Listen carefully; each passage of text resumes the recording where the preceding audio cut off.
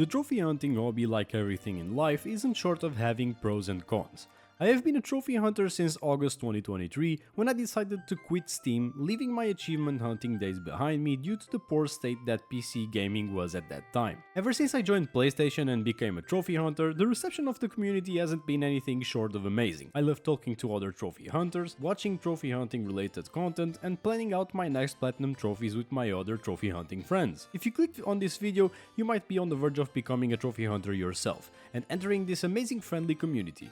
My job with this video is convincing you into joining this community, telling you some of the positive things you get by becoming a completionist. First things first, let's get the obvious out of the way: the value.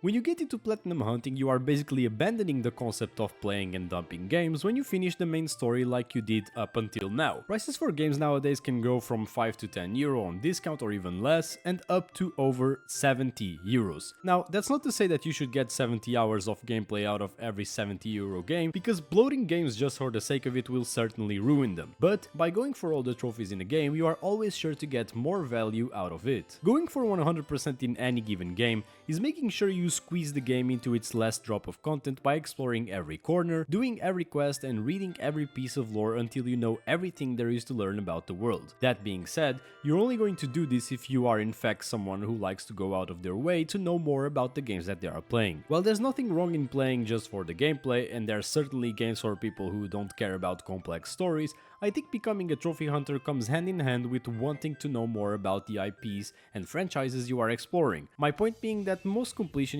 share personality traits such as being prone to collecting things in real life or showing a high interest in complex worlds. Who knows, if you think you have these traits, this hobby might be the natural next step for you. Trophy hunting is also a great way to become a better gamer in general. Ever since I started trophy hunting, I find that I am now more aware in terms of what to look for in games, since I've accumulated experience from games I have already completed and can easily apply them to other games I play. By playing and completing more games, I also feel that I can easily start newer franchises in genres I've already gotten used to, and I also feel more at ease when starting a game that a lot of people think is very hard, because I can easily say if people are overplaying it or not just by looking at the trophy list. It also makes you a better gamer in the mechanical or micro sense, since you will a lot of times be forced to play and really master the mechanics and intricate systems by playing games in higher difficulties, which you will eventually find underwhelming down the road unless we're talking about very hard and specific cases like a Wolfenstein 2 or a Crypt of the Necrodancer. Trophy hunting is also a good hobby when paired with backlog clearing. While at first it might seem counterintuitive to spend so much time on a game while you have other games to play, once you get into the habit and flow state of trophy hunting, you will end up completing more and more games and looking forward to the next big completion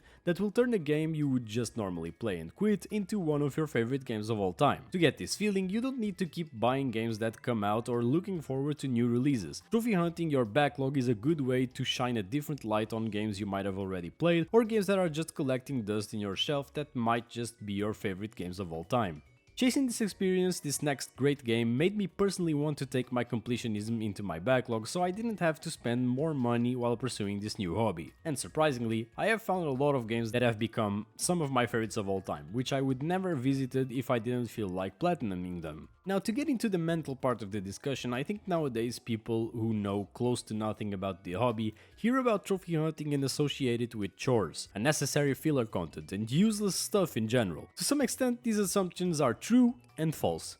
There are indeed games that have huge unnecessary grinds that make the game a drag to go through, but that doesn't mean that every game will have brainless trophy requirements. Especially in the PS5 era, they seem to be taking the trophy lists in big consideration, because all the new PS5 exclusives have been pretty accessible compared to the PS4 era, showing that the hobby is forever evolving and adapting to the player bases. But if I had to give my personal input on this topic, I would say that if you have this negative mentality about trophies or achievements, the hobby probably isn't for you. Sometimes when talking about trophies with other people, I've noticed that there's this discourse that's been popularizing where people who are just lazy talk down on the trophy hunting scene and trophy hunters in general. In order to discover if trophy hunting is really the hobby for you, there is no way around it. You have to platinum at least one game in order to decide if you like the feeling of chasing completions or not. Like I always say when talking about about this hobby, it all comes down to what you like and how you personally want to approach your clearing. Me personally, I'm someone who cares about their completion percentage, but I'm not afraid to drop a game if I'm not really liking it. I also tend to not play games when I think they don't have a fun platinum, and that is just alright because in my point of view, a fun platinum is equivalent of a great gaming experience. I've heard the criticism on if I played this way I might miss very good games that I'm just going to disregard or not play at all, and that's just fine because at the end of the day my account is my account and it comes down to me to decide what to do with it, as yours should be